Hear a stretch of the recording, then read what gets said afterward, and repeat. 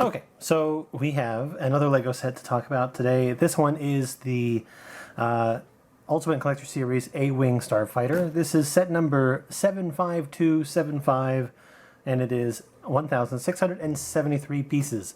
It is one of my favorite ships, the A-Wing, and I love this model.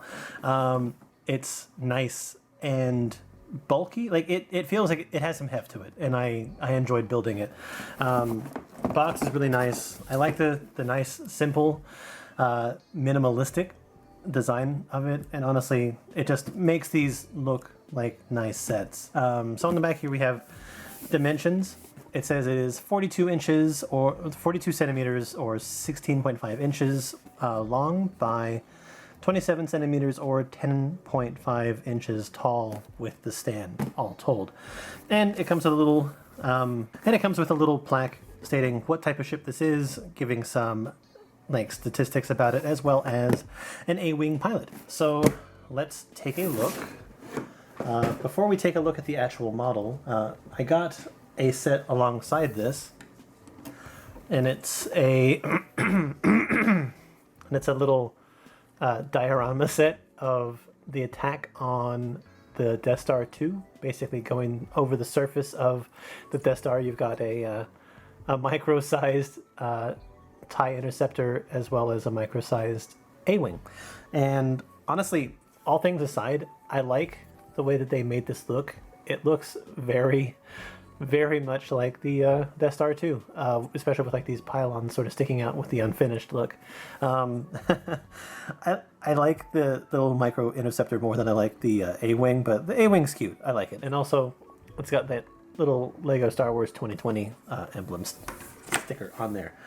And then before we get to the actual model, the instruction book, along with a lot of other kits like this, like the Batmobile, the James Bond Aston Martin, they got some nice information about like the design team, some information about the A-Wing Starfighter, Q&A with the designer of it, and all that sort of stuff in a few different languages, letting everybody know.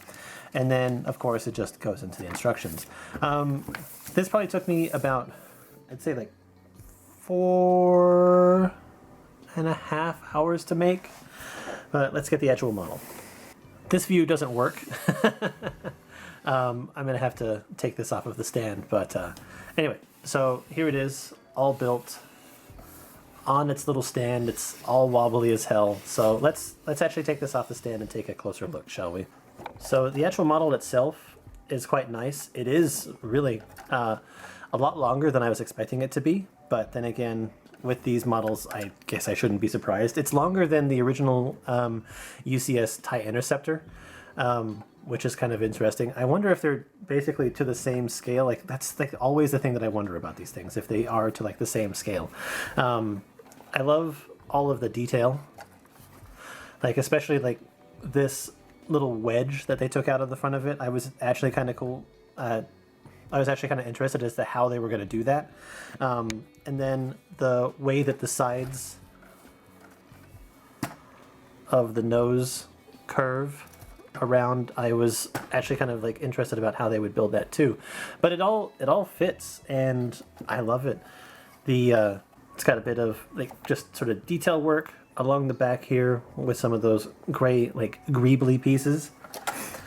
And then along the back you have your fins, as well as the two engines lit up nice and yellow, which is actually like a pretty cool look. I like how they did these.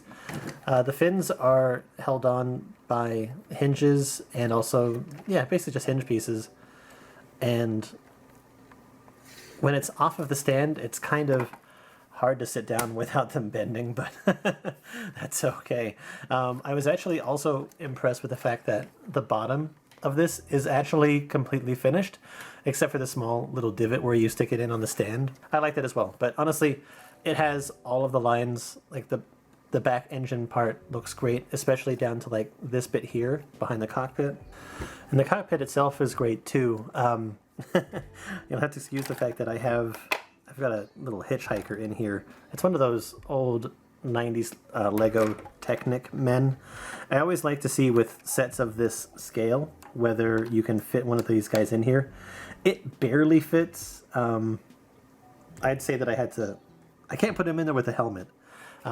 He has to sort of like go in kind of like a little bit scrunched up in but it works. I thought it was kind of cool to actually have like a little pilot in there.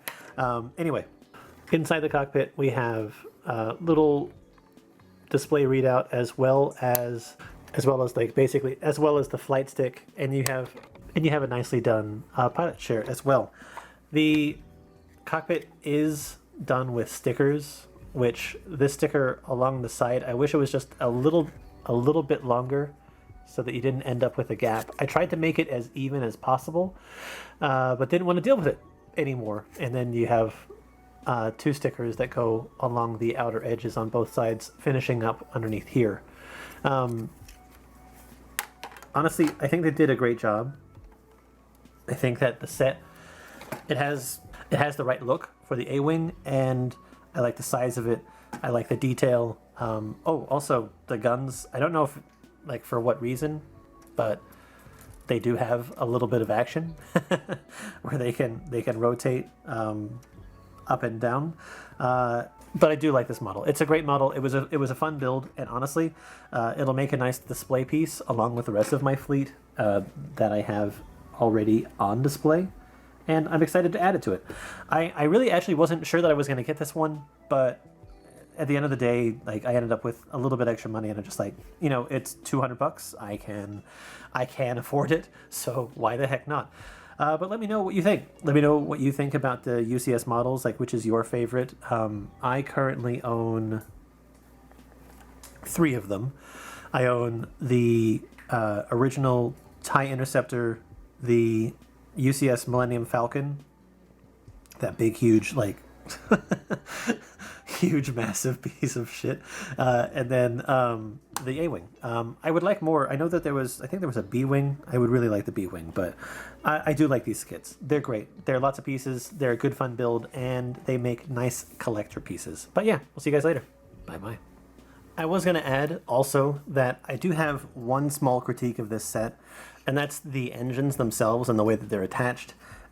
They're attached at one point, which is this connector right here with a rod underneath here, and then this piece here sort of slots in inside this little gap. But when it's all attached,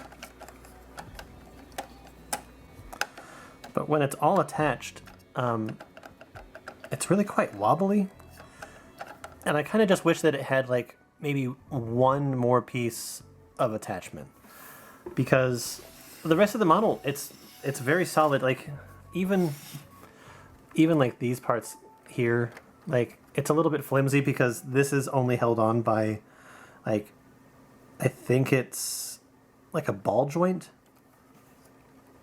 Yeah, this is just held on by a ball joint and a rod, but that's still 2 connection pieces. I don't know. I wish that they could have made it just a little bit more sturdy, because I don't enjoy the wobble.